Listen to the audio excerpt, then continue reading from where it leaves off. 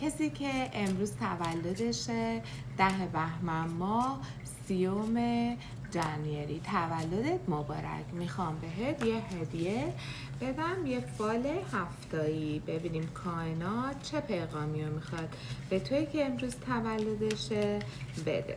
اگر نگرانی که هستی، به نظر میاد که خیلی نگران هستی و دودلی تو انجام یک کاری، دودلی امسال از این دودلی در میای، خدا باهات خواهد بود و حتی اگر که ازدواج کردی ممکنه صاحب یه پسرم بشی. اگرم که ازدواج نکردی توی تالت یه پسر هستش و انشالله که سعی سالم باشه و اون پسر برای تو خیلی خوش قدمه. اگرم اون پسر رو داری، این پسر به جاهای خیلی خیلی بالایی خواهد رسید.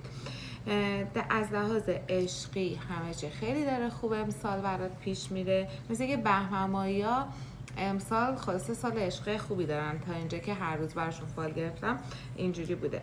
ولی از لحاظ کاری خیلی باید اکتیویتی های زیادی داشته باشه، ولی نهایتا پول خیلی خوبی داره. به نظر میاد که باید بکاری و بعداً درو کنی، پس حتما اکتیویتی های داشته باشه. در رابطه با چیزی که الانم نگرانی، امسال این نگرانی حل میشه، ولی با کار و تلاش.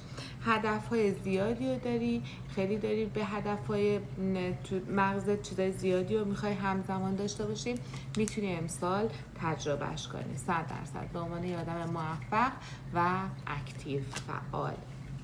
پس بازم تولدت مبارک 10 بهمن ماهی.